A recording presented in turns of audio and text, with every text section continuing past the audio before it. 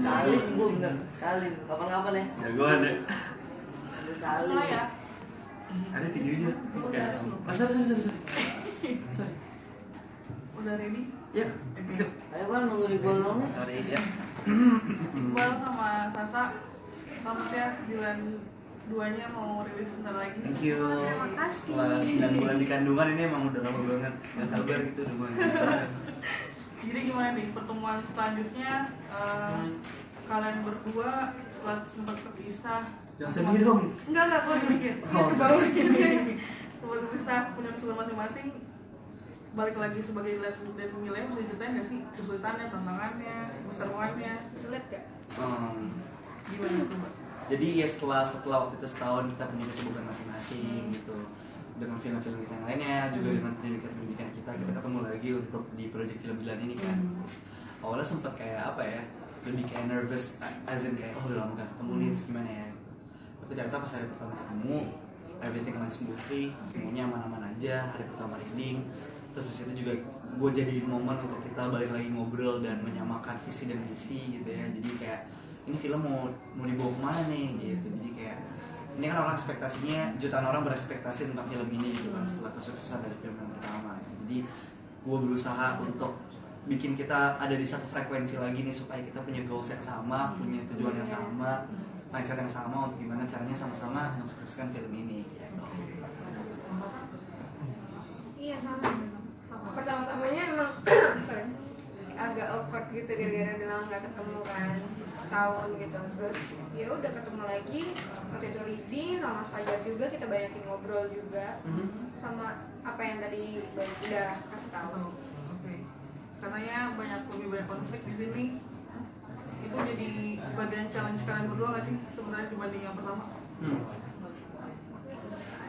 Kalau dari Dilannya sendiri mungkin konflik-konflik ini tuh kayak jadi kayak rada sepihak gitu memang kalau dari ceritanya gitu, dimana memang ada konflik di antara relationshipnya Dilan dan Milea, tapi Dilan tuh selalu melihat semua tuh dari kayak sisi positif, selalu nganggep semuanya enteng, selalu nganggep kayak pokoknya mindsetnya tuh udah yang penting Milea bahagia deh, kayak guanya aku gitu, kayak aku nggak apa-apa deh.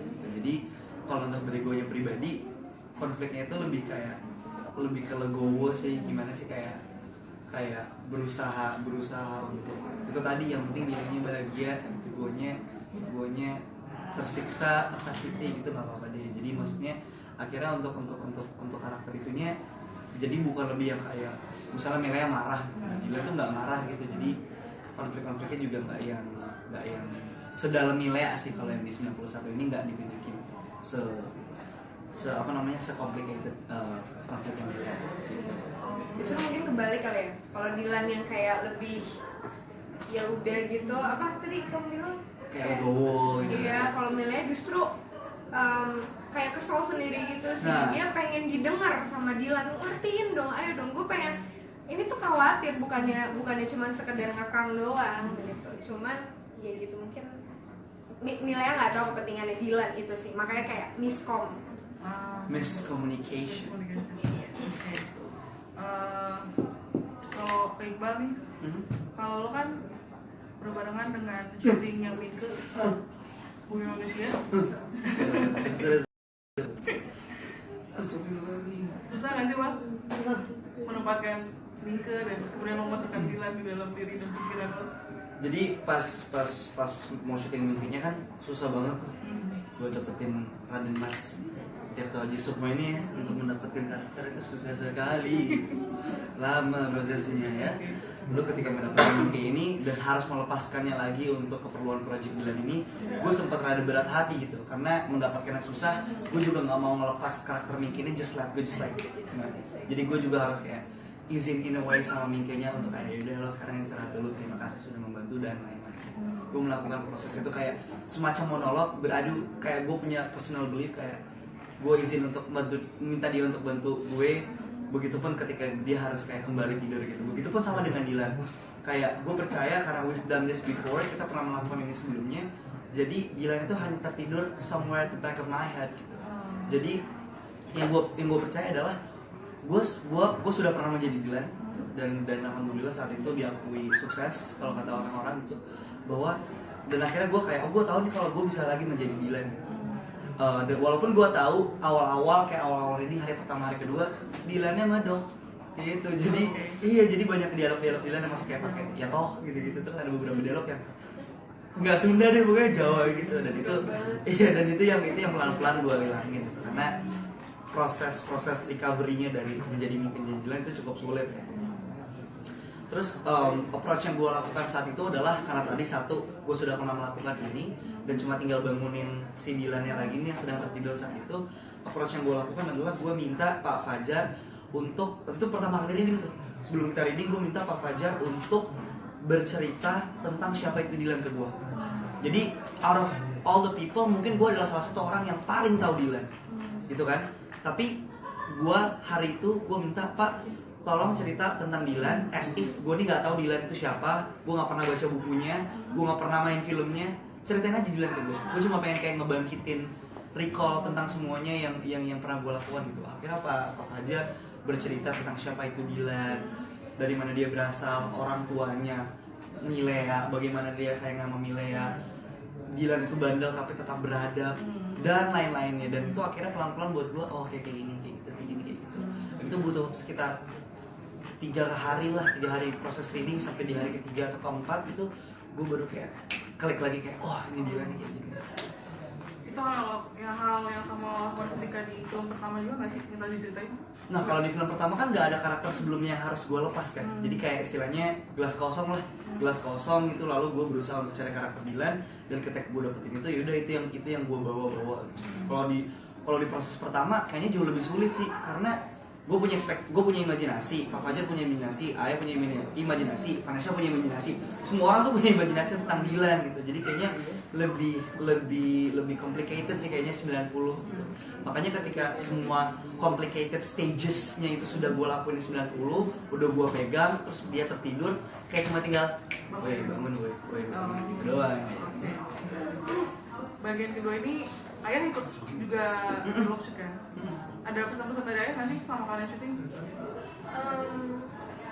Apa ya? Atau dia membimbing kalian tuh seperti apa? Lebih ke ini kali ya, kayak kalau Ayah lebih ke adegan kali. Kayak orisinil authenticity dari bukunya tuh, karena nggak mau ada esensi yang hilang gitu gara-gara harus kepotong durasi atau apapun itu yang menjagain sama Ayah. Karena buat gua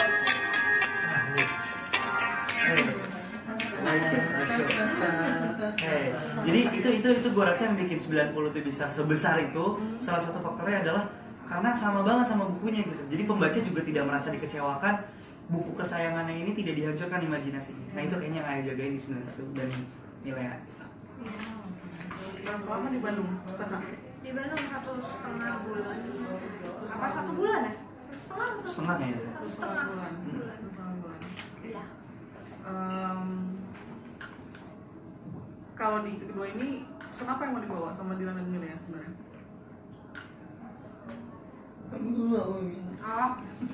Kalau dari aku sih menangkapnya itu sih lebih harus saling mengerti satu sama lain untuk Komunikasi. pasangan. Iya, komunikasi itu karena penting banget. Jadi jangan cuman beropini dari satu sisi aja, tapi harus juga mengerti apa keperluan si pasangannya gitu. Terus jangan punya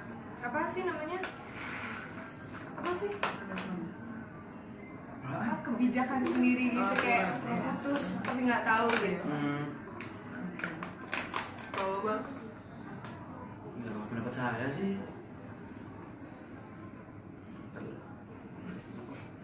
jadi kalau gua yang buat tangkap pesan yang pengen disampaikan dari gua pribadi gitu ya, bahwa Dilan dan Milea itu kayak another kind of love story gitu. Dimana kalau misalnya kayak cerita-cerita cinta terutama remaja gitu pada umumnya kayak everything is happy, everything is rainbows and unicorns, that kind of stuff gitu. Nah sedangkan di Dilan dan Milea ini yang diajarkan satu adalah kesederhanaan gitu, bahwa you don't have to go to fancy places to be happy. Lo nggak perlu dijemput pakai BMW M3 untuk bisa bahagia gitu. Lo nggak perlu mengharapkan sesuatu yang materialistis dari partner lo untuk bisa menjadi bahagia gitu. Bahwa banyak hal-hal kecil di sekitar kita yang bisa kita lakukan, bisa kita utilize. Kita tahu bisa Bu? utilize untuk membuat partner kita bahagia gitu. Dan itu tadi gitu, bahwa dalam relationship itu kayak apa ya, yang gue rasa tuh di Dilan 91 ini ceritanya jujur banget. Kayaknya kan kalau cerita cinta semua bahagia gitu. Dan kalau di situ konflik-konfliknya relatable banget sama semua orang yang pernah pacaran, sedang pacaran, atau mungkin penasaran akan bagaimana rasanya pacaran. Bahwa pacaran tuh gak semuanya indah loh, ada juga berantem-berantemnya, dan berantemnya dari hal-hal kecil lagi, ya gak sih? Dan itu relate banget sama semua orang, mungkin terutama anak-anak muda yang berantemnya cuma gara-gara kok nggak ngasih tahu sih lo. Buat gue itu nggak penting, ngapain juga dikasih tahu ya lo, tapi kan nggak ngasih tahu lo, tapi kan nggak penting juga, you know what I mean? Kayak hal-hal yang kayak gitu yang bisa disambungin sama kehidupan sehari-hari. Oke. Dilan itu Badung, dia seringnya nggak tahu aturan, tapi dia sayang sama pasangannya, sayang keluarganya. Lo seperti itu kan juga nggak sih Bang? Ada sisi Dilan di dalam diri lo?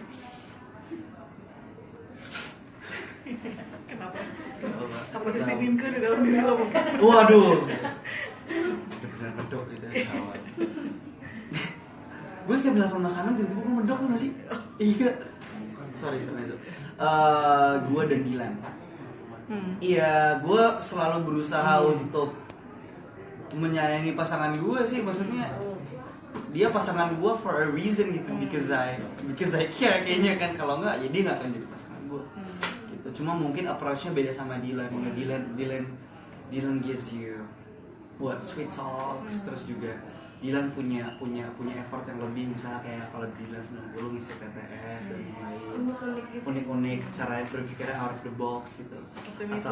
Optimis juga nggak sih dia? Optimis. Nah, gue itu kayaknya gue juga kadang-kadang orangnya optimis sih. Optimis sama kepedean beda tipis ya. Kayaknya gue yang kepedean, dia optimis. Jadi gue nggak bisa bedain yang mana yang mana. Tapi untuk sayang sama pasangan sama orang tua itu gue ya banget sih, kayak Dilan itu ibunya tuh kayak ya nggak pernah tahu aja apa yang terjadi sama Dilan di luar rumah kan. Kayak dia mau pergi tawuran sama ibunya bilang mau pergi keluar kemana, dan itu kayaknya cukup relate untuk anak laki-laki umur 19 tahun layaknya Iqbal Ramadan gitu. Bilang mau kemana tapi kita kemana gitu. Jadi kamu nggak nonton Majelis Lucu? Jangan deh, nanti makin mikir. Jadi pokoknya maksudnya gue iya itu dari situ. Iya. Oh gitu. Nonton yang babi kurma gitu. Nah terus dia ada. Nah terus ya intinya kalau gue tidak ingin membuat nyokap dan juga pasangan gue khawatir sih. Jadi bukan lebih ke menyembunyikan, tapi kayak udahlah masalah ini biar aja gue yang tanggung, lo taunya kita baik-baik saja. Vanessa, Mike, pertanyaan dari pembaca Detikot nih. Ya. Susah nggak sih scene hujan-hujanan itu di motor? Atau Dingin berapa kali banget. take? Atau ada tantangannya apa? Ya mungkin ini ya, teknis aja sih. Iya, cuman kalau dialog panas banget. Sama dingin banget. Dingin banget. Jadi Jam Bandung berapa tuh itu take-nya? Apa? Jam berapa pas take itu? kayak 3 pagi gitu. enggak. Itu kan Jangan. kurang, itu kan kurang. Ya makanya kan bohong. Kirain bener. Loh, kamu yang syuting. Jadi kalau itu sih gue dingin banget ya, dan kayak pernah pokoknya pertama kali tuh adegan sambungannya untuk dari kan 90 terakhir kita naik motor tuh. Nah ini adegan sambungannya nih.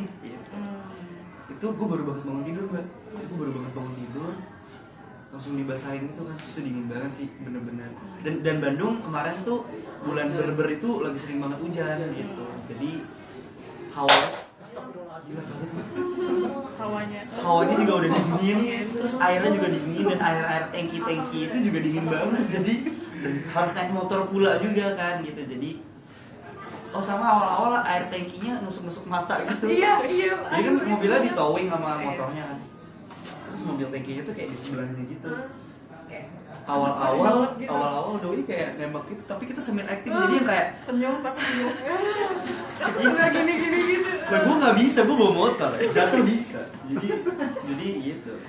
Oke. Tapi tidak perlu berulang-ulang ya? Berulang hanya untuk kebutuhan shot biasanya. Kebetulan take shotnya banyak. Oke.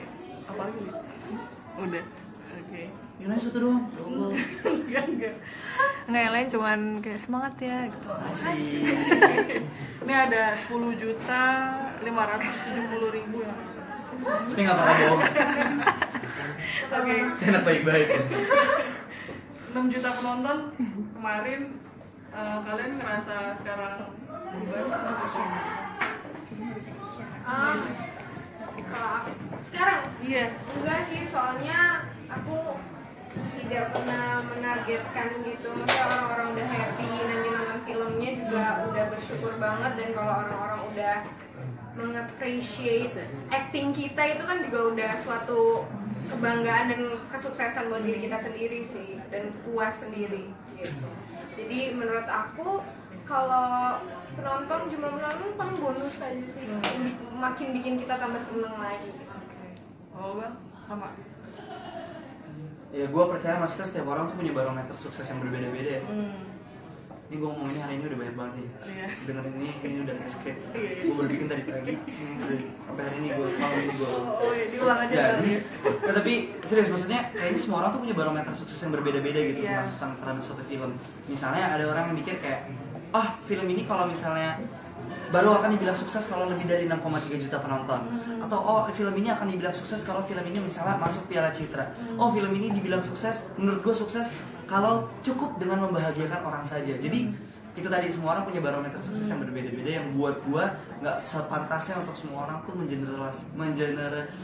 menyamaratakan dari faktor kesuksesan itu sendiri gitu. Kalau tadi kata Sasa, maksudnya yang penting orang udah happy, mengapresiasi gitu. Itu salah satu faktor kesuksesan buat gue. Kayak gue tidak pernah membebani gue untuk menargetkan ini harus lebih tinggi nih, karena itu kan semua apresiasi dari penonton. Karena 90 mbak, as you know and as everybody knows as well, itu kan unexpected ya. Kayak orang tuh nggak ada yang kayak ini film pasti laku, nggak ada yang kayak gitu. Tiba-tiba kayak what the hell, nomor 2 terlaris gitu. Begitupun gue kayak oke gitu, kita nggak pernah ada yang tahu faktornya. Jadi biarkan para penonton, masyarakat Indonesia, terutama penikmat film, mengapresiasi film ini sebagaimana seharusnya, kalau gue kayak gitu. Nah ini Sasa, ayah nyuruh pakai sampo kuda buat panjangin rambut tuh bener gak sih? Hah? Enggak, aku pakai extension. Metal Fortis. Extension. Edit ya, Dev. Iya, edit ya. Gimana tuh tak? Enggak, Pakai extension. pakai extension. Extension aja. Dan nontonnya nggak kelihatan kan? Iya. Udah nonton trailer kan? Udah. Bagus extensionnya. Saya bagus. Bahkan Punya kena gue juga nggak hujan-hujan itu kedengeran nggak ngaruh ya. extensionnya baru. Karena hujan-hujan itu nggak ngaruh ya. Enggak, cuman emang ada suka ringnya tuh suka kelihatan sedikit gitu. Cuman aman sih. Aman. Sip, gue cukup sih. Lagi. Udah, Dan juga. cuman pada nanyain itu doang. Sip. Mau pada keliling-keliling nggak? Mau pada keliling-keliling nggak? Musia Roadshow. roadshow. Keluar kota gitu. Iya, yang kemarin waktu yang pertama itu kali ya ke mall. Gimana Paramis? Mana? Ada. Iya, ada. Ada nanti. Ada yang ke Malaysia nggak? Ke Malaysia. Lu ada yang bayar tiketnya, kenapa tidak? Udah. Udah aja sih. Oh. Oh iya. Udah. Cukup. Gimana? Hah? Gimana Bang? Aman? Oke. Sip. Oke. Thank you. Yang sama. Makasih. Dadah dong. Dadah. Dadah. Oke, thank you. Foto berarti ya?